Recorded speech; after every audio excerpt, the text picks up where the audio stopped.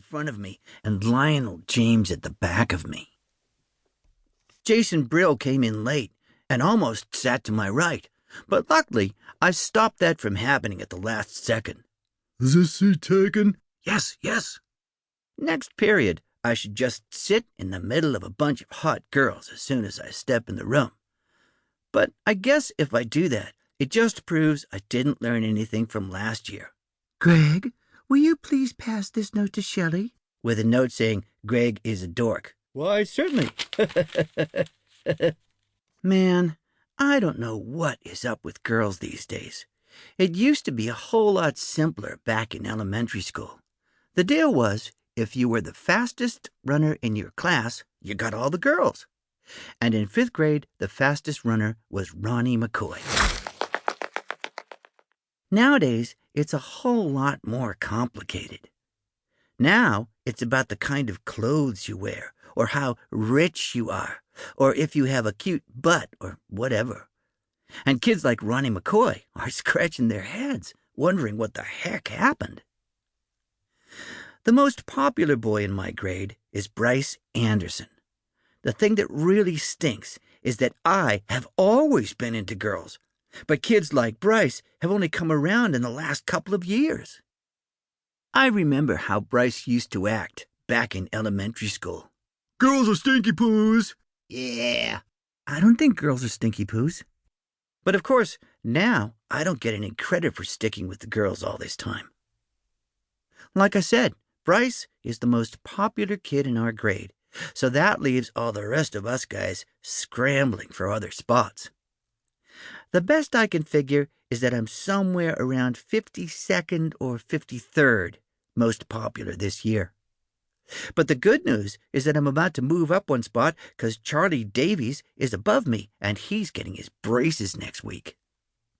I try to explain all this popularity stuff to my friend Rowley, who is probably hovering right around the 150 mark, by the way. But I think it just goes in one ear and out the other with him. Wednesday. Today we had phys ed, so the first thing I did when I got outside was sneak off to the basketball court to see if the cheese was still there. And sure enough, it was.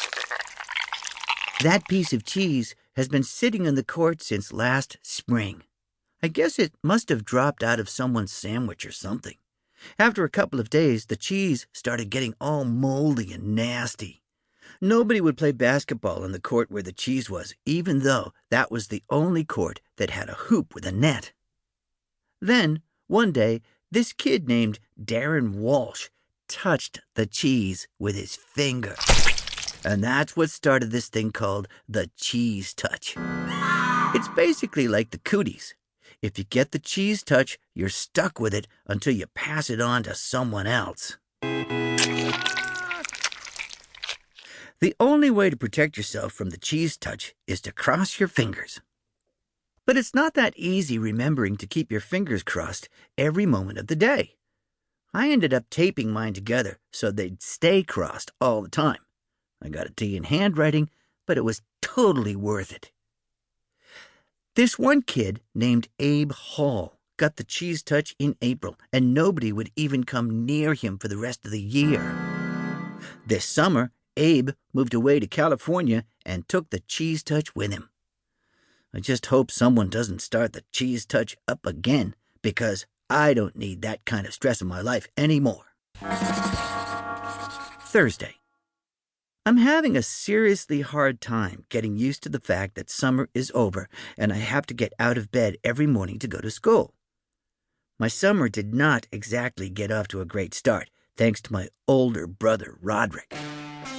A couple of days into summer vacation, Roderick woke me up in the middle of the night. He told me I slept through the whole summer, but that luckily I woke up just in time for the first day of school. Shoot. You might think I was pretty dumb for falling for that one, but Roderick was dressed up in his school clothes, and he set my alarm clock ahead to make it look like it was the morning. Plus, he closed my curtains so I couldn't see that it was still dark out. After Roderick woke me up, I just got dressed and went downstairs to make myself some breakfast, like I do every morning on a school day.